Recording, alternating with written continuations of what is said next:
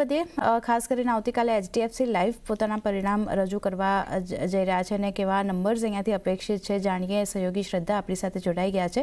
શ્રદ્ધા, good afternoon. જણાવો, HDFC life અહીંયા કેવા પરિણામ આવી શકે? જી, ગુડ આફ્ટરનૂન. HDFC લાઈફના રિઝલ્ટ્સ આવતીકાલે આવશે. એના આજે અનુમાન પર નજર કરીએ FY26 Q1ના આંકડા પર.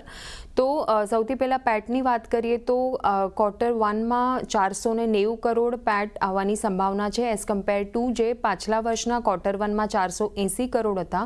એટલે કે વાય ઓન વાય બેસિસ પર લગભગ 2% અહીંયા વધારો શક્ય છે.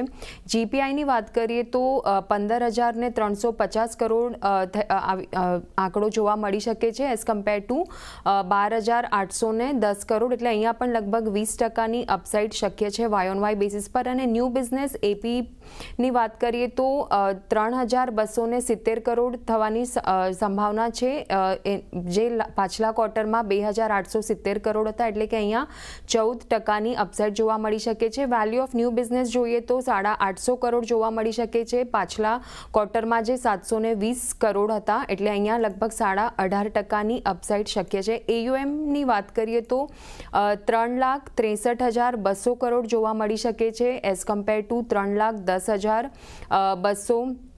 કરોડ. અને વેલ્યુ ઓફ ન્યૂ બિઝનેસ માર્જિન્સની વાત કરીએ તો 25.1%ની સામે 26% જોવા મળી શકે છે. અને AP ગ્રોથમાં પણ double digit Y on Y basis પર AP ગ્રોથ જોવા મળી શકે છે. અને ટ્રેડિશનલ પ્રોડક્ટ્સ તરફ જે શિફ્ટ જોવા મળી રહ્યું છે, તેમજ યુલિપ માર્જિન્સમાં સુધારો થવાથી વેલ્યુ ઓફ ન્યૂ બિઝનેસ માર્જિન્સમાં સુધારો થવાની અપેક્ષા છે.